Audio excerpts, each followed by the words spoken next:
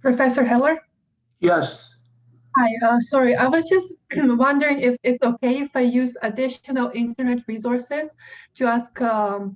answer the test questions. Yes, Okay, thank you. you could.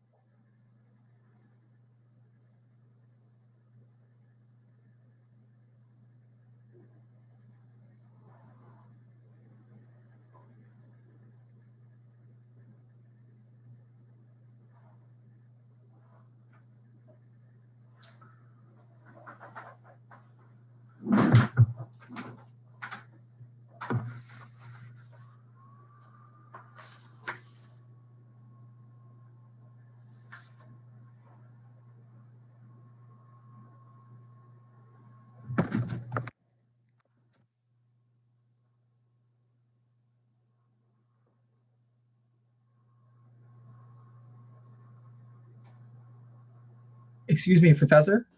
Yes, I just had a quick question about the essay before we begin. go ahead. It says on the syllabus that, sorry, hold on, let me find it. During like the trial of Socrates, and you read the apologies of Plato and Xenophon, it says, as far as you can tell, were Plato and Xenophon biased in their accounts, and how can you tell?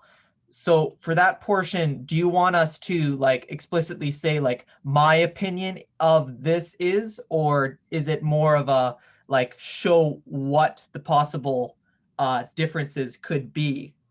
You know, like, do you want No, my? it would be, you read the two accounts and you try and determine I believe there is bias. Plato and Xenophon loved Socrates. And so what I'm asking is for you to sort of provide evidence of the fact that they see things from his point of view. Do you understand? Yes, I believe I do. Okay. Because what we're dealing with here is like one of the things that you should be picking up from an exercise like this is that writers write with all writers and all speakers have a bias. They operate from certain premises, and that's true of Plato and Xenophon. So I want you to sort of ferret that out so that you understand that in terms of dealing with historical sources, but also in terms of the present. When you hear people saying certain things in the media, or politicians making statements, one of the skills that you should acquire is to be able to see through what they're saying. Where are they coming from? Mm-hmm. Okay?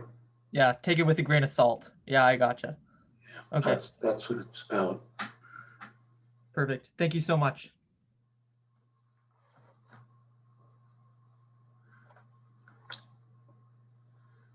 Okay, I think we can begin. Are there any questions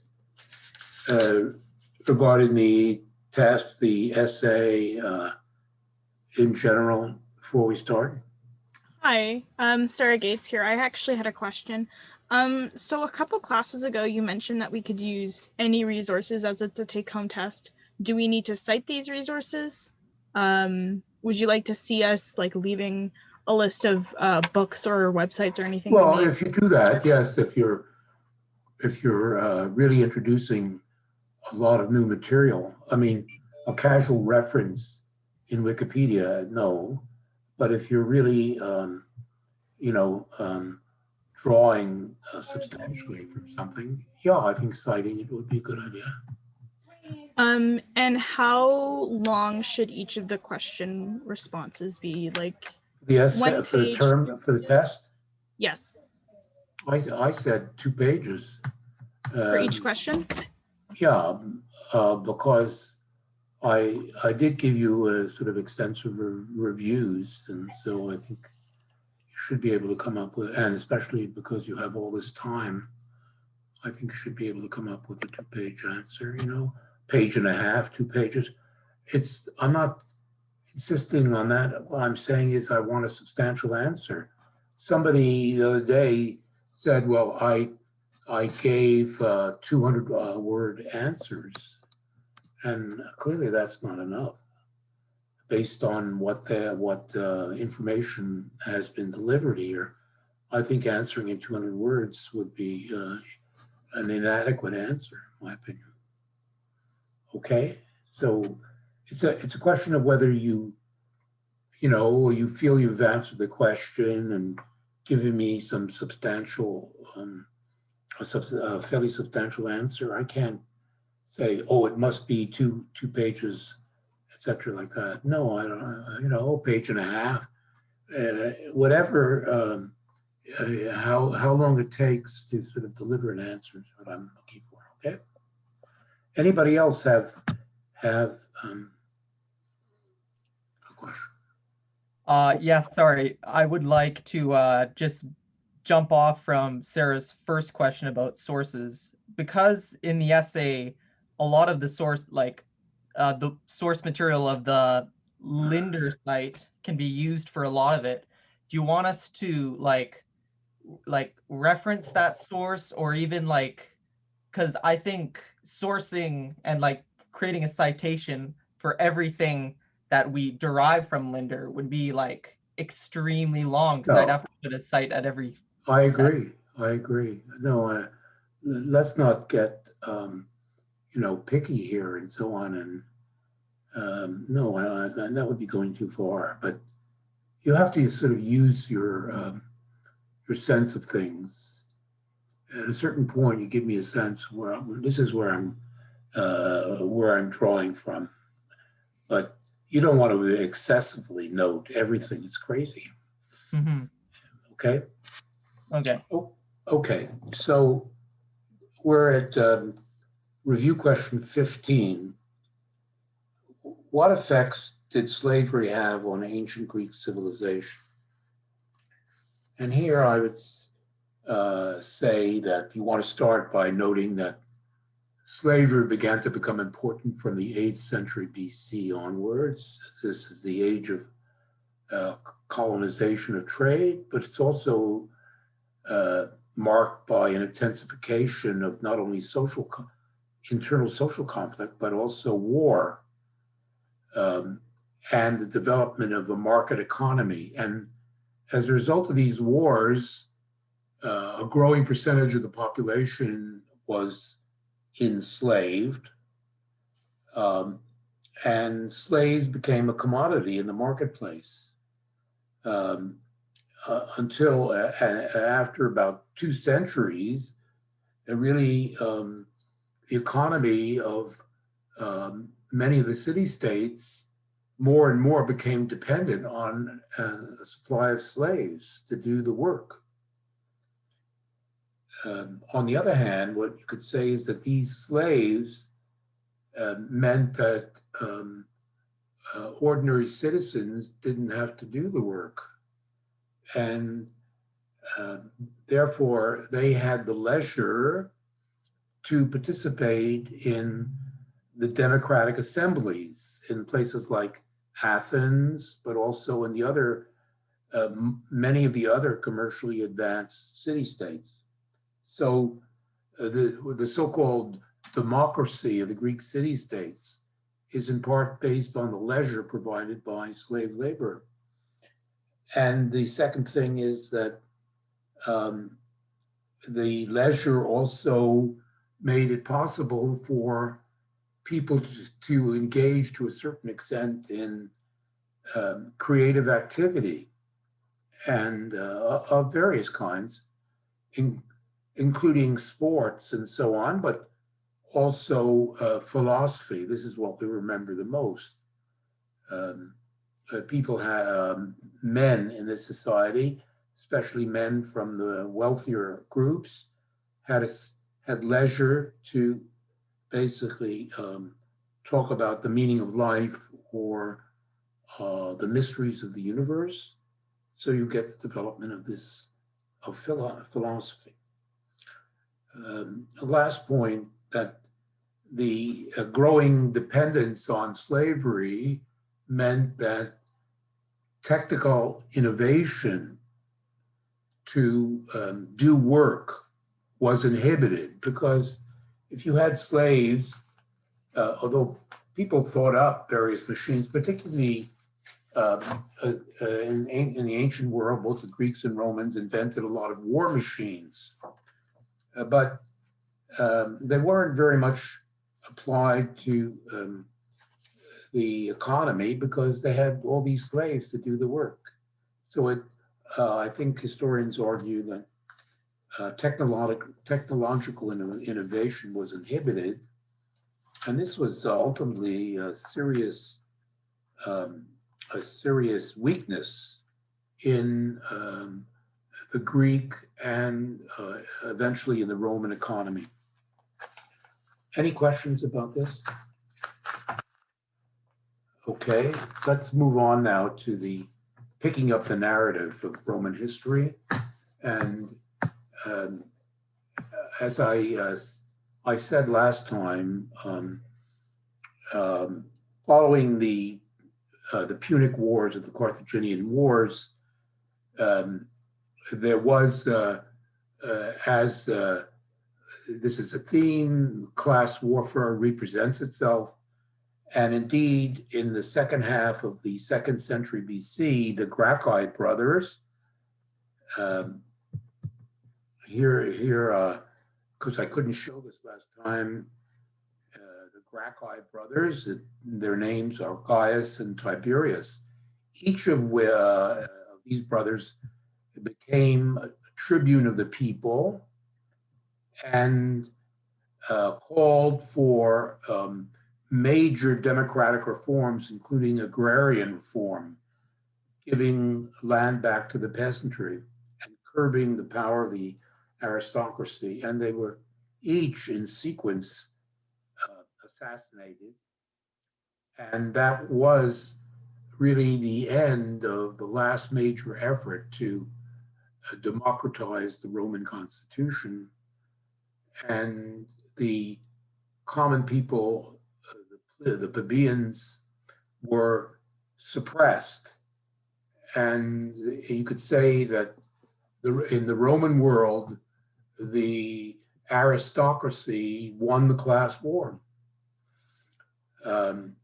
And ultimately, of course, it had consequences, but those were way in the future, as we'll see, because what I'm basically talking about is that the common people had very few defenses, and they were ultimately even biologically undermined by the oppression of the Roman state and the landlord class. And in terms of explaining the demise of the Roman Empire, way down the road, we're in the 2nd century here, but way down the road, I'm anticipating.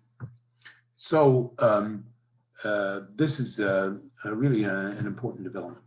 But also, of course, the common people basically lost interest in citizen participation in politics, and they were powerless. And so the aristocracy, the patricians, they had politics more or less to themselves. And given the huge social inequality, what happened was the army, the Roman legions, the various generals, the great men who were also generals, they began to basically, using the army, they would bid for power, and their fights for supremacy, their attempt to dominate the state, destroyed the republic in the 1st century BC. And this is what we're talking about. So the scene opens after the defeat of the Gracchi, well, Carthage is now a Roman province, but to the west of Carthage, there is an independent state. This is where Algeria and Morocco now are. It was called Numidia. And there were various skirmishes, and war broke out between the Romans, who are now established in North Africa, and the Numidians. And the Romans sent an aristocrat and general by the name of Marius to basically destroy the Numidian kingdom. And that's exactly what Marius did. And he came home in triumph. He had a huge triumph, and he was already elected consul, one of the two main, it's the main executive office. And as a result of his victory, he was named consul for 5 years in a row. In other words, the Senate named him consul for 5 years. He was so dominant in the politics that they kept renewing him as consul for 5 years. This had never happened before in the Republic.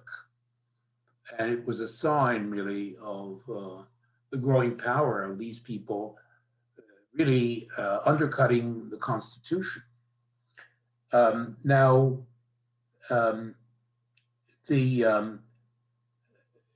Marius turned out to be the first of a succession of warlords who dominated the last century of the Republic.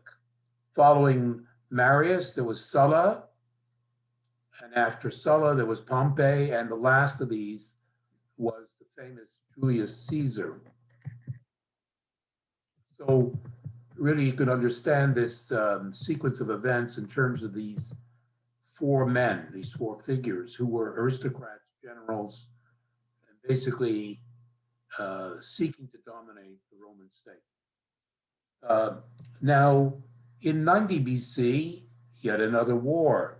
This time it was a bit different, because what happened was I explained that Rome had conquered Italy way back in at the end of the 4th century. All of Italy was part of the empire at that point, but the dependent allies in Italy, although they had the elites had certain rights, and if they moved to Rome, they could become a citizen.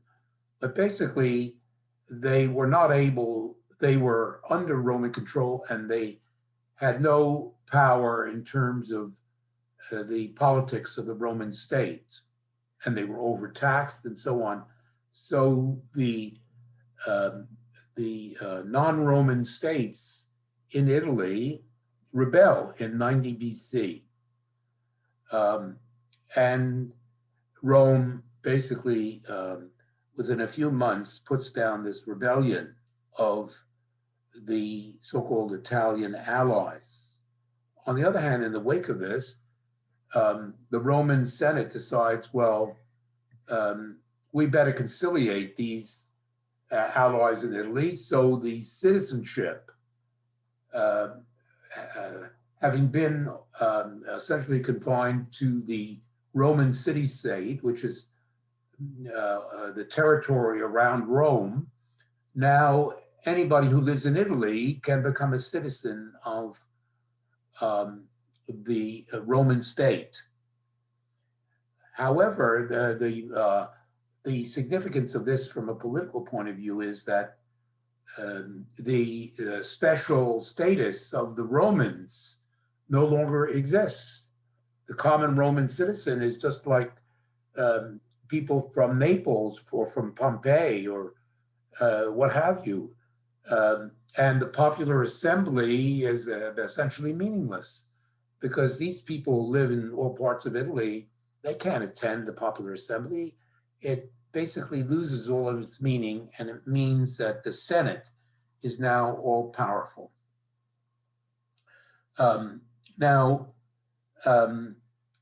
Marius is still a very influential person, but a rival emerges. Another general who has been sent by Rome to conquer the Middle East, much more conservative than Sulla. He succeeds in the campaigns in Syria and Iraq and so on, and he comes home in triumph, and he becomes the rival of Marius. And civil war between Marius and Sulla break out. Each of them have their political faction, and they have some of the legions follow Marius, some of the legions follow Sulla. There is a civil war for a few years, and Sulla triumphs over Marius. And Sulla, as I said, was more conservative. And what he does in the first place, he punishes the followers of Marius, but he also changes the constitution even more to give power to the Senate and basically do away with any sort of democratic element within the Constitution. Well, Sulla eventually retires, and he's followed by somebody who was close to him, another conservative, or we can say a reactionary, by the name of Pompey, who likewise achieved fame in conquering the Middle East.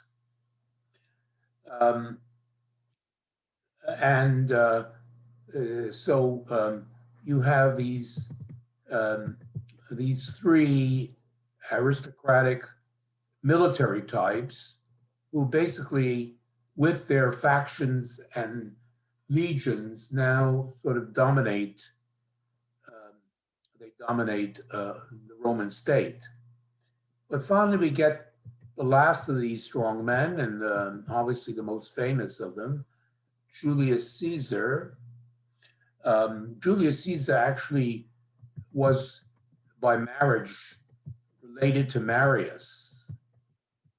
But he played the political game, and he, in fact, affected to be friendly with Pompey.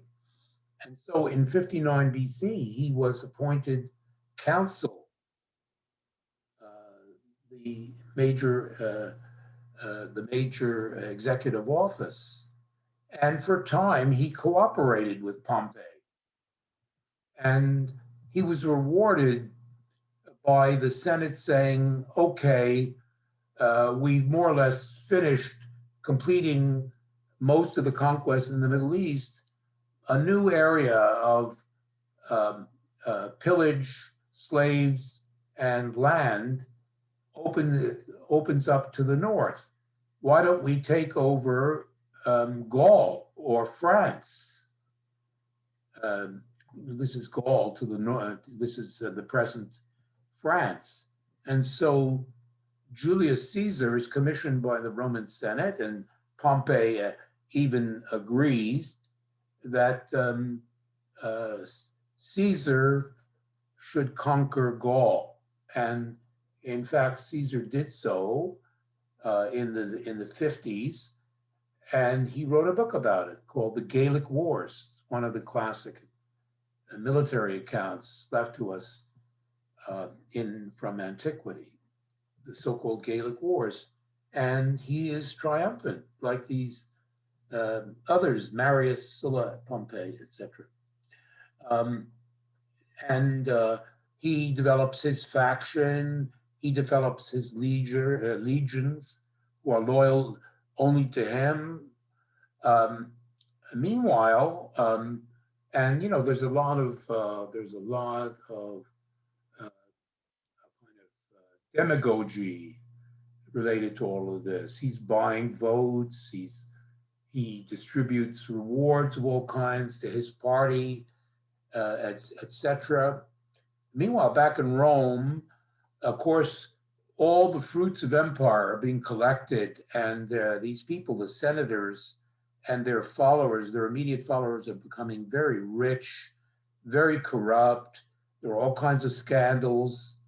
And they have the Roman mob gives its loyalty to the whichever one of these wealthy politicians will distribute some favors, gifts, bread, whatever, what have you, to the Roman mob. That is the situation in Rome. And there are all kinds of complaints saying we need to restore, we need to reform, we have to go back to the old constitution. And it is Julius Caesar who puts himself at the head of this demand. He's up in Gaul, but his party is clamoring to make Julius Caesar the head man of the state and bring about a return to the good old days. And finally, Caesar's demands that the Senate begin this process of reform. And he says, unless you do so, I'm going to do something about it. And sure enough, with the support of the legions of Gaul, Julius Caesar crosses a little river which separates Gaul from Italy. This river is called the Rubicon. And so we say that Caesar crossed the Rubicon. And this has become a general expression in the English. When somebody takes a decisive step, which in a way challenges other people, we say he has crossed the Rubicon. He has crossed the Rubicon. This is passed into the language. Now, the senators in Rome, when they heard that Caesar and his legions were basically marching on Rome, they're marching on Rome to clean things up, just as Trump was going to clean things up in Washington. Yes, Caesar, he turned out to be a hollow man, of course, but Caesar was not a hollow man. And the senators became increasingly alarmed at Caesar's ambitions, and they tried various maneuvers to deprive him of his command, to undercut him politically in Rome, and so on. But in January 49 BC, I said, he began his march on Rome. And the Senate's major response was to call upon Pompey to save the Republic. Caesar is trying to destroy the Republic, and Pompey must save the Republic. Well, of course, the Republic by this time was an empty shell, and it wasn't real. So the Senate and Pompey, they joined together trying to stop Caesar. And when Caesar marches through northern Italy, he's acclaimed, he presses forward, and Pompey and the Senate, the whole Senate, except for Caesar's supporters, flee across the Adriatic to Dalmatia, the present Croatia. They flee there. Basically, Caesar takes over Rome.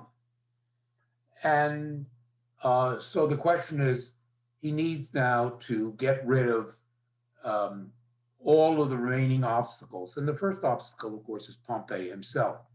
Now, Pompey had a major base in Spain of supporters. At the same time, Pompey was moving into the Middle East. He had a lot of supporters there. He had a lot of resources there. So faced with Caesar's control of Italy, Pompey moves to the Middle East. So Caesar's strategy is, first, he makes a thrust at Pompey's supporters in Spain, throws them off balance, and then he takes the bulk of his legions, and he has reinforcements because he controls the Roman state now in Italy. He organizes an army to pursue Pompey into the Middle East. And he, sure enough, he eventually meets up with Pompey, and he kills him and destroys his army in battle. Caesar remains in Egypt for a while. He is involved in Egyptian politics. And in fact, he has a liaison with the famous Queen Cleopatra, who wants to preserve the independence of the Ptolemaic state. And so she has this relationship with Caesar. But eventually Caesar returns to Rome. He makes sure that the remnants of the supporters of Pompey are destroyed in Spain. And once that's done, he now proceeds, he says he's going to reform the Roman state in his own image, you could say. And so the first thing he does is that he permanently expels the faction of Pompey and Sulla from the Senate and packs the Senate, which is the legislative body, with his own supporters. All the senators are now supposedly backing Caesar.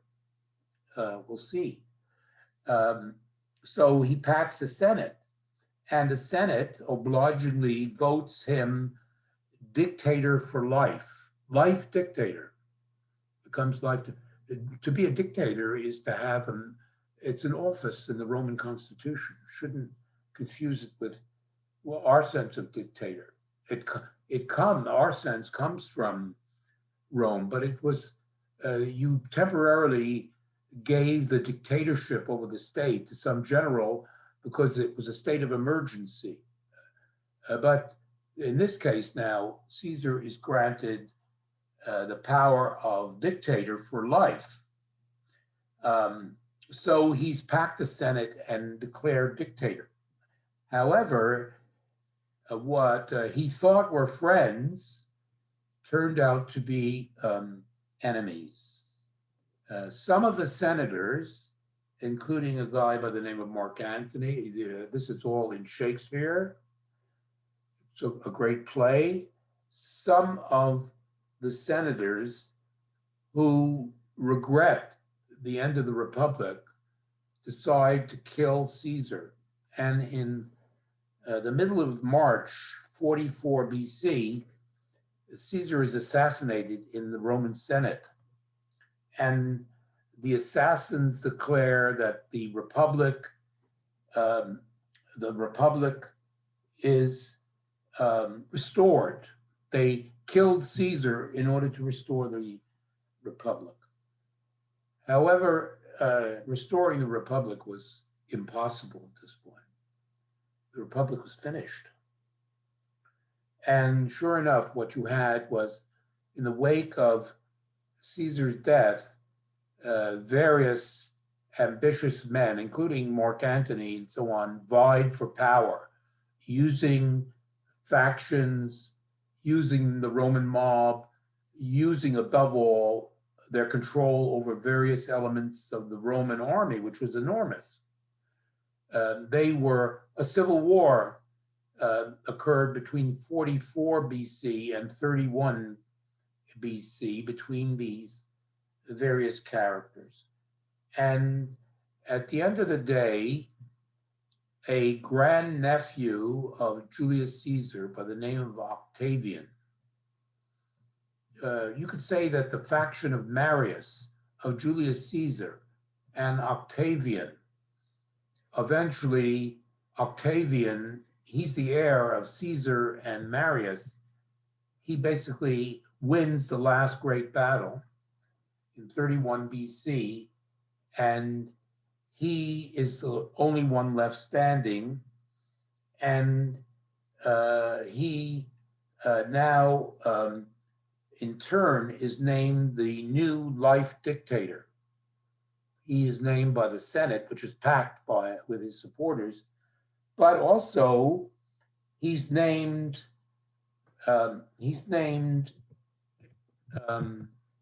Caesar. He's given various titles. He's a dictator. He's the dictator, but he's the Caesar. He's the princeps. He's the imperator. The imperator. Now Caesar becomes an honorary title because it harks back to Julius Caesar, and Julius Caesar is considered to be a martyr. So now Caesar is sometimes taken as a synonym for emperor. He becomes a Caesar.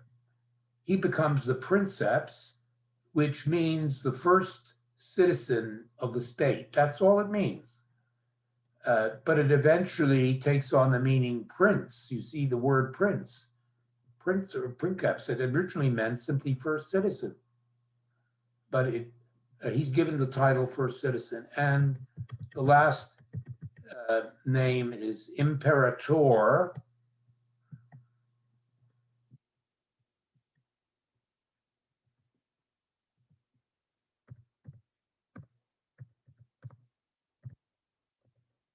Basically means commander-in-chief of the legions, and which eventually, of course, comes to signify emperor, imperator, emperor. He's given all of these titles. So what he's doing, he's accumulating titles which come attached to all kinds of authority, concentrated in himself, in his own person. These titles, which were distributed in the Republic, various people had these offices. Now it's all focused on this single individual. Well, following this, this is 31 BC, the last remaining resistance is being carried on by Mark Antony, one of the assassins, and he's become the lover of Cleopatra. And he basically kills Mark Antony and ends the independence of the Ptolemaic state. Egypt becomes a Roman province.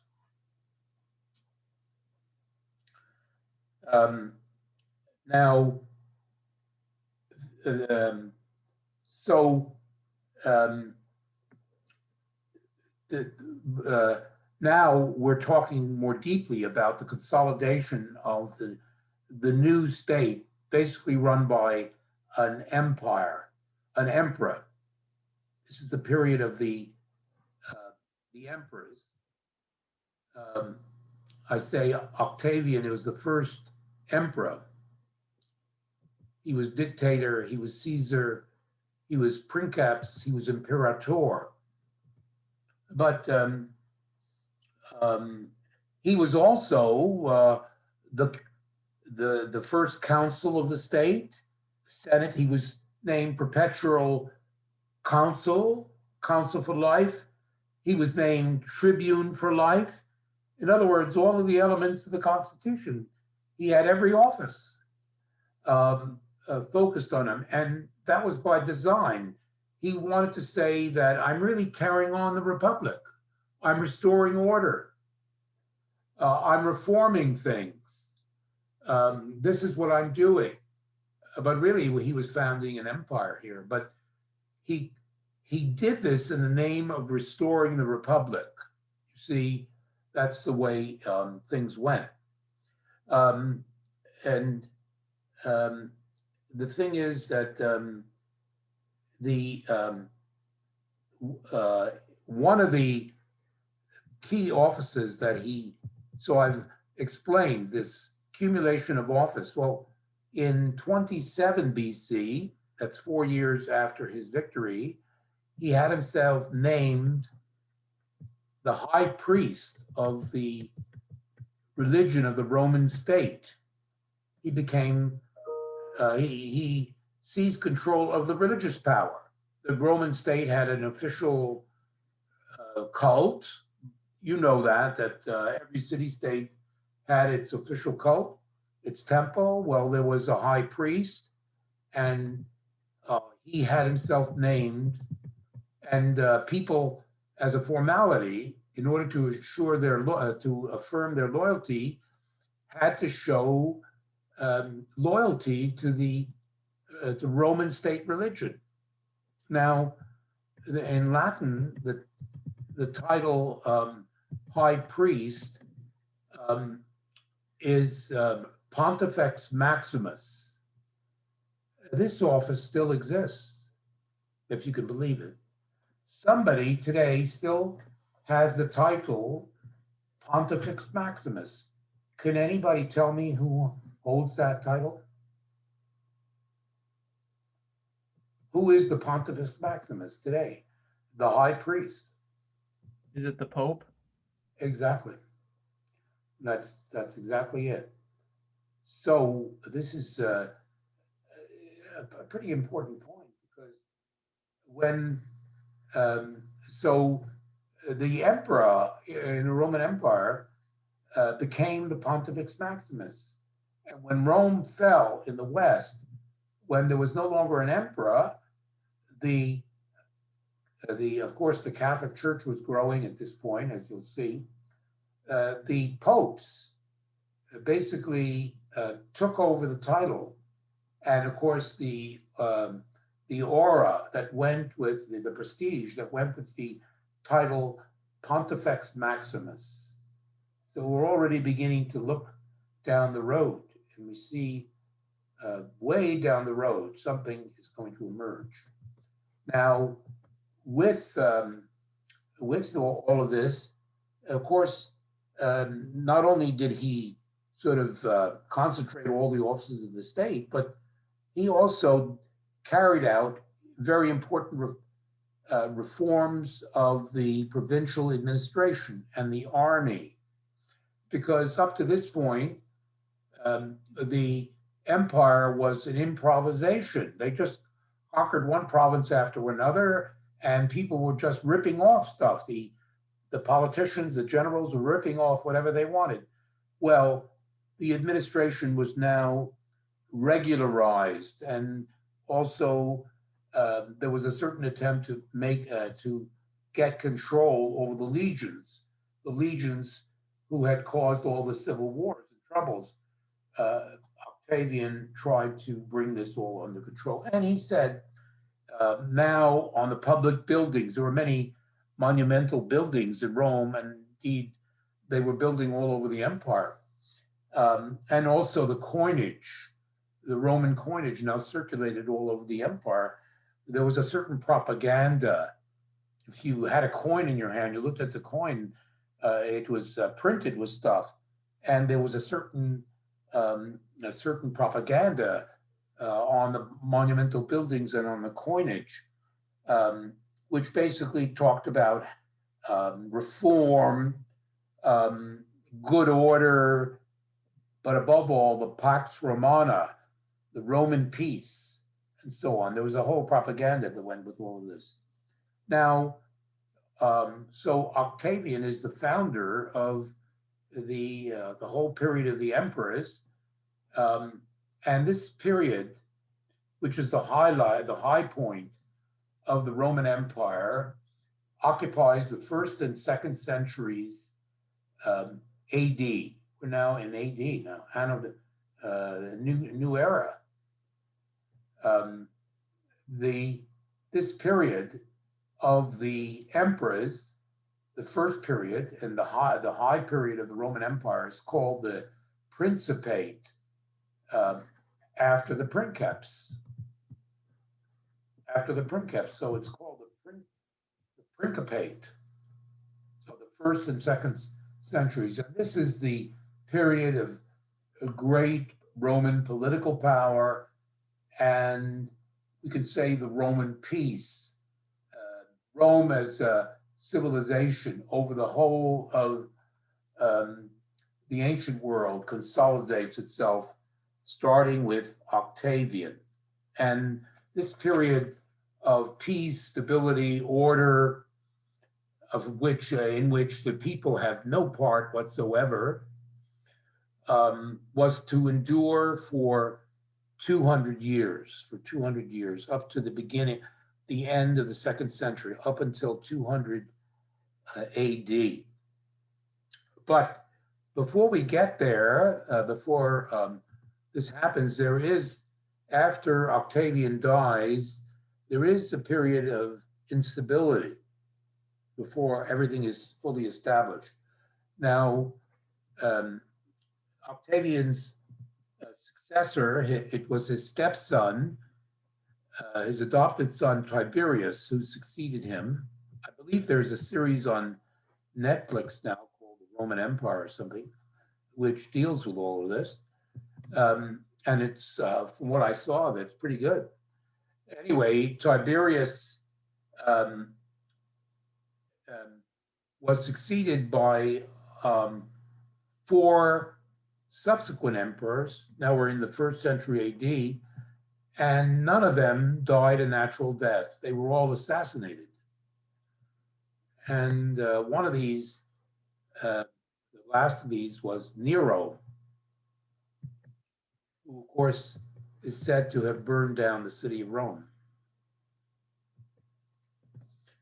But following the death of Nero, civil war seemed to break out again based on the legions, various generals vying for power. The year 69 AD was called the year of the 4 generals.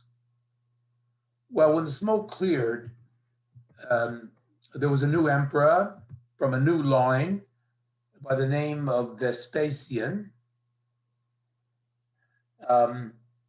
Now, Vespasian was special because Vespasian was a general. He was a career army officer in the lower ranks and had made his way up as general. And what was notable about him is he was not an aristocrat. He was the first of all these characters that I mentioned here today, who, as a matter of fact, was actually from the popular classes. Of course, he had long left that behind, but nevertheless, it meant that the actual power of the aristocracy to control the state had become limited. And after Vespasian, you get a new series of dynasty establishes itself. Toward the end of the 1st century, they're called the Antonines.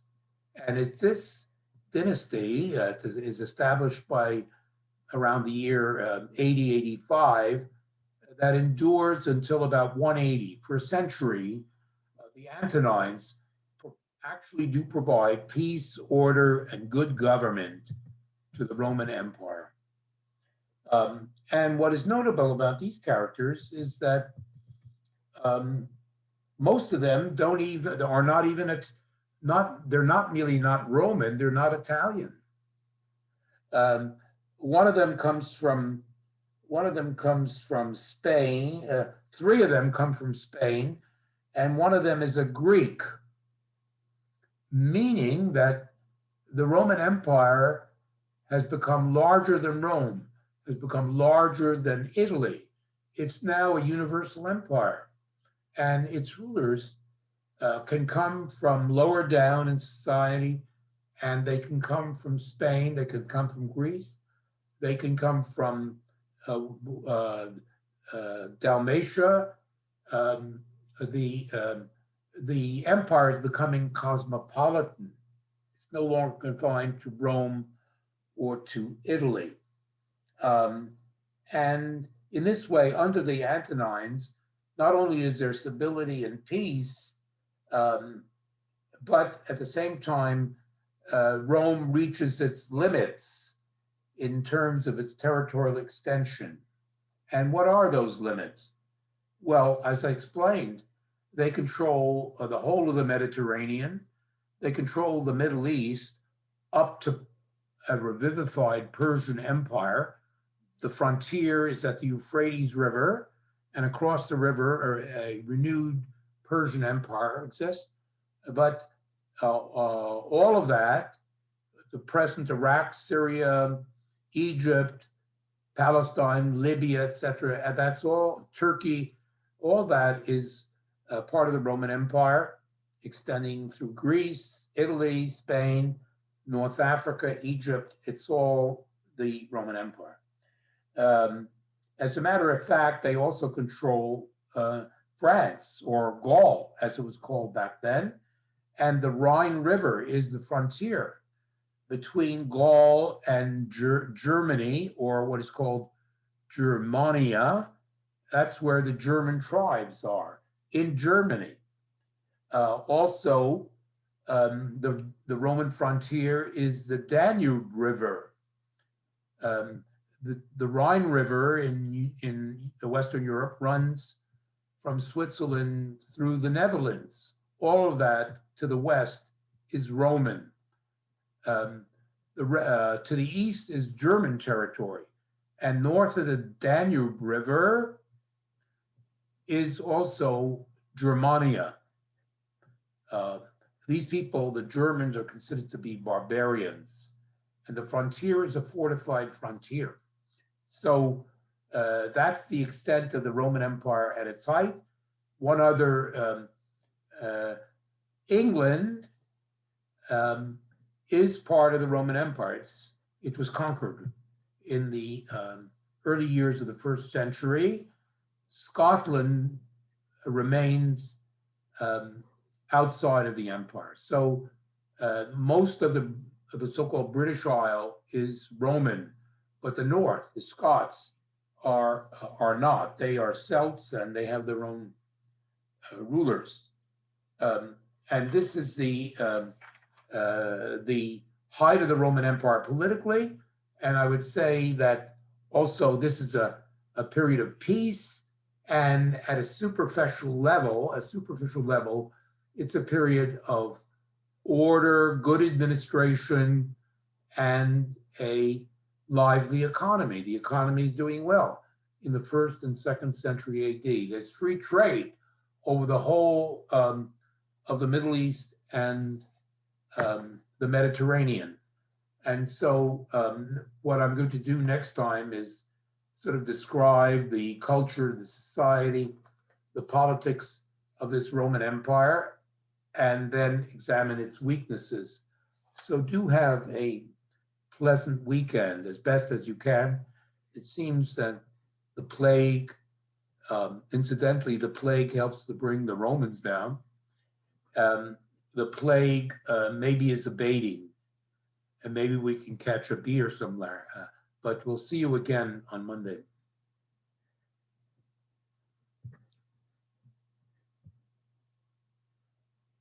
Bye-bye.